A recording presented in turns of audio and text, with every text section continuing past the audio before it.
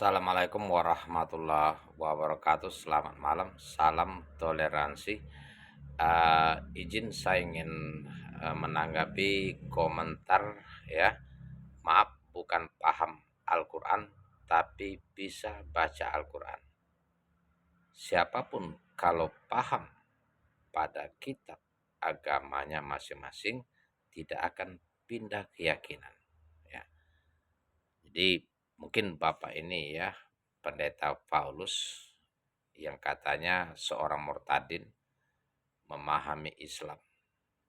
Ya, keluarganya semuanya muslim, dia berpindah agama, berpindah kepercayaan yang tadinya dia benci setengah mati terhadap agama Kristen yang katanya kafir, musyrik, syirik dan lain sebagainya. Itu yang dia ungkapkan ya, bukan kata-kata saya. Dia benci, tetapi setelah dia karena mendapatkan kasih karunia Tuhan Yesus katanya, dia berubah haluan menjadi pengikut Kristus ya. Dalam hal ini judul dari caption yang dia ceritakan, kalau mau diulangi video yang diungkapkan beliau ini, Bapak Paulus ini sangat panjang gitu ya. Ya, panjang sekali gitu. Tetapi saya mengambil intinya saja ya. uh, Judulnya bahwa ini lawan atau bakal menjadi tandingan Kang Donitan dan Bang Zuma, tidak akan terlawankan katanya kan. Maka di dalam perdebatan, di dalam komentar, saya tertarik untuk mengomentari kan, karena videonya nggak bisa di stage ya. Baik saudaraku, ya di dalam ini siapapun kalau paham pada Alkitab agamanya masing-masing tidak akan pindah keyakinan.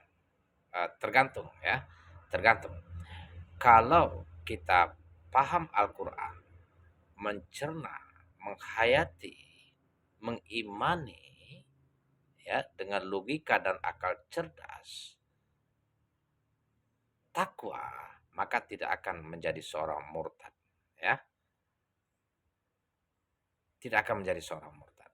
Karena bahayanya seorang yang murtadin, yang seorang murtad, itu apa yang telah dia perjuangkan selama hidupnya, itu akan hilang, akan sirna, akan sia-sia ya di sisi Allah Subhanahu wa taala. Seberapa baik pun dia, seberapa dermawan pun seorang murtad itu akan sia-sia ya. Wa may yartadid minkum andinihi payamut wa huwa kafir. Paula habito a'maluhum fid dunya wal akhirah. Wa ulaika ashabun nar hum fiha khalidun. Nah, ini di dalam surah Al-Baqarah ayat 217. Barang siapa di antara kamu keluar dari agamanya menjadi seorang murtad dan mati di dalam kekafiran, maka dia akan sia-sia amalnya dunia dan akhirat. Dan dia akan menjadi seorang penghuni neraka dan kekal di dalamnya. Ini ancaman Allah Subhanahu wa taala akibat keluar dari Islam. Ya, bukan main. Sudah dipastikan neraka jahanam tempatnya. Sekalipun baik kepada orang tua, sesama, dermawan dan lain sebagainya. Semuanya sia-sia. Maka itulah dikatakan wa may yattaghi ghairu islami dinang falayu balamin wa huwa bil akhirati minal khosirin. Barang siapa mencari agama selain Islam, maka dia tidak diterima. Jadi sejalan dengan ayat tadi. Dan di akhirat dia menjadi orang yang rugi. Ruginya di mana? Di dalam ayat lain dijelaskan. Kenapa Allah SWT mengatakan rugi di akhirat? Innakum wa ma ta'buduna min dunillahi hasubu jahannam antum laha waridun. Sesungguhnya kamu dan apa yang kalian sembah selama ini akan menjadi umpan jahanam dan kalian semua masuk di dalamnya. Di dalam surat Al-Anbiya ayat 98. Ini bukan kata-kata saya ya, perlu dipikirkan ulang. Kalau kita mencari atau memeluk agama selain Islam, ya memang tidak dipaksa untuk memeluk agama Islam, nggak ada bujuk rayu dah, nggak ada emeng-emeng ya. Nggak ada. Kalau mau menerima, ya kita cerdas, dikasih akal oleh Allah Subhanahu Wa Taala.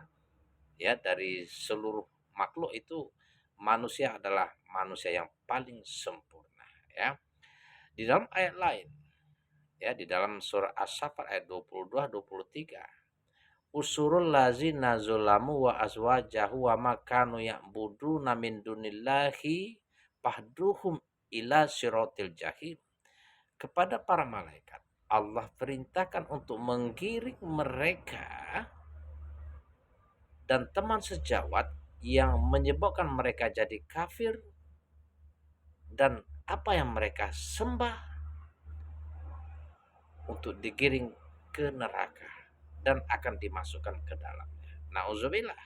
Maka berpikir ulang ya untuk lari dari agama Allah Subhanahu wa taala ya. Tadi dikatakan kalau paham pada kitab agamanya masing-masing tidak akan pindah keyakinan.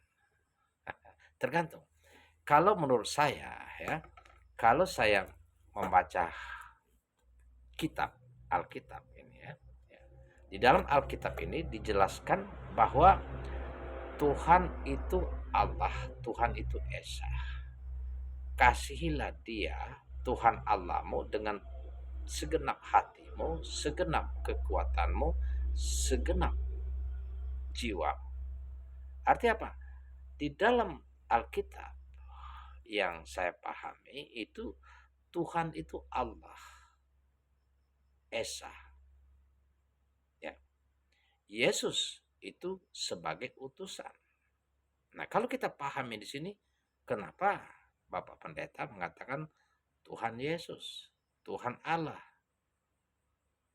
firman Allah, firman Tuhan, ya gitu kan. Jadi beralih-alih titik fokusnya sehingga bimbang mau kemana arahnya. Intinya Tuhan Yesus, gitu menurut saya. Di dalam Yohanes 17 ayat 3 misalnya, inilah hidup yang kekal, bahwa mereka mengenal Engkau satu-satunya Allah yang benar dan mereka mengenal Yesus Kristus yang Engkau utus. Nah, kalimat ini jelas sekali mengatakan Allah Tuhan yang benar.